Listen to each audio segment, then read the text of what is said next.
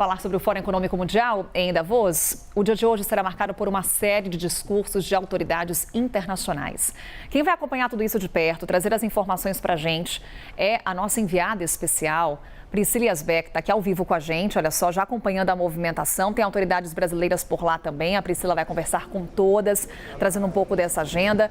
Mas hoje, por aí, todo mundo na expectativa para o discurso de Volodymyr Zelensky. Sabemos, Priscila, que o Fórum Econômico Mundial traz um olhar muito atento para o conflito na Ucrânia e também para o conflito que acontece na faixa de Gaza. O que você já ouve a respeito da participação de Volodymyr Zelensky por aí?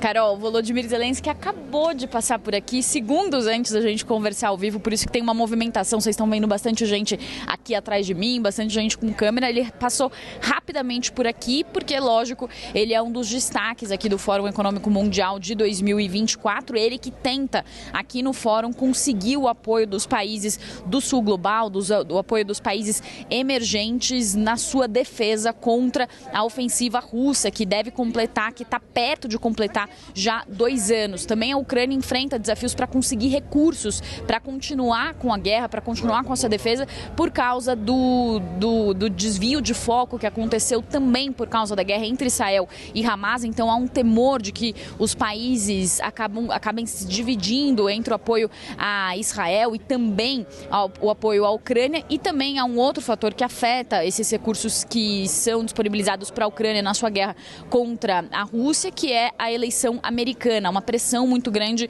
dos republicanos dentro dos Estados Unidos para que o governo americano cesse a ajuda à Ucrânia. Inclusive, há um pacote de mais de 50 bilhões de dólares em discussão de ajuda à Ucrânia, e esse pacote ainda não foi aprovado pelo Congresso, justamente por causa dessa resistência que aumenta e que fica em evidência com as eleições americanas que acontecem, inclusive, neste ano. Então, esse é um ponto importante que vai ser discutido aqui. Volodymyr Zelensky vai se encontrar com diversas lideranças, inclusive ele já fez uma reunião à margem do fórum no domingo, a 4ª rodada de negociação da Ucrânia para discutir soluções para a paz. Claro que a Rússia criticou essas reuniões que aconteceram e essa 4ª reunião que aconteceu aqui em Davos, porque a Rússia disse que não dá para chegar a uma solução para a paz se ela não for convidada para participar dessas reuniões. Mas o presidente ucraniano, alguma autoridade aqui também passando aqui atrás de mim, por isso é uma movimentação, mas o presidente Volodymyr Zelensky,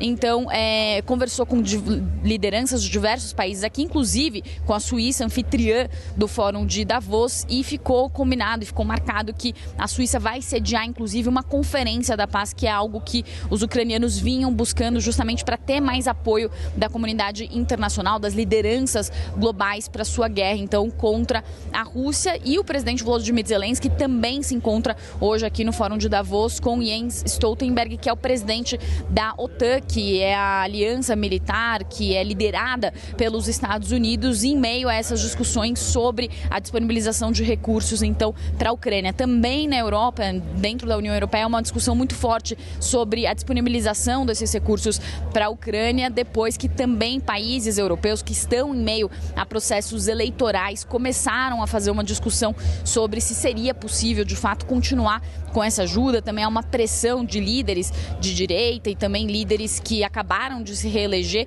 prometendo, inclusive, cessar esse apoio à Ucrânia, já que há uma cobrança também interna com a desaceleração econômica da população, da própria população, para a continuidade dessa ajuda, conforme a guerra vai se arrastando e vai chegando próxima aos seus 2 anos. Enquanto isso, Vladimir Putin, o presidente russo, continua a sua ofensiva, inclusive estrategistas e informações do próprio Pentágono, da inteligência americana, dizem que o presidente Vladimir Putin, presidente russo, planeja, inclusive, aumentar a sua ofensiva ao longo desse ano, né, depois que a guerra completar 2 anos. Então, esse é um dos assuntos de destaque aqui do Fórum de Davos. As lideranças, inclusive, vão conversar sobre essa guerra, também sobre guerra entre Israel e Hamas. E o tema do Fórum, inclusive, Carol, é a reconstrução da confiança, que é uma forma de o Fórum tentar trazer discussões sobre como reaproximar essas lideranças globais em meio a esse cenário de múltiplas crises. Inclusive, eles usam um termo aqui que chama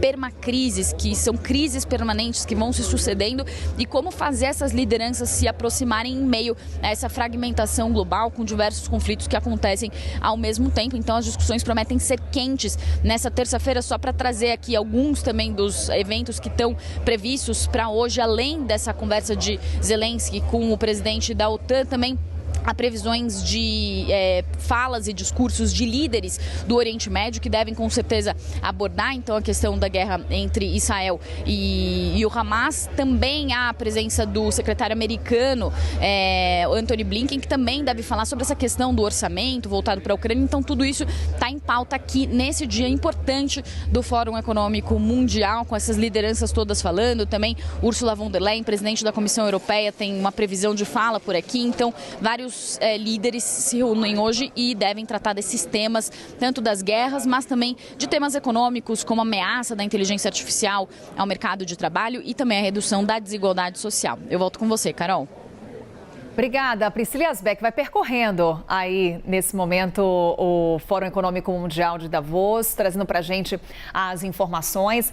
Com um destaque para o Volodymyr Zelensky. Hoje, Priscila Asbeck trazendo a informação de que instantes atrás passou ali nos arredores de onde a Priscila Asbeck traz as informações. E no caso de Volodymyr Zelensky, um grande desafio, que é conseguir recursos nesse momento de extrema fragilidade, como diz a Priscila Asbeck, de reconstrução da confiança, porque a comunidade internacional nesse momento começou a questionar a destinação de recursos para o conflito. É um desafio para Volodymyr Zelensky, por isso vamos acompanhar o que ele vai dizer por lá com a ajuda da Priscila Asbeck. Até já, Pri.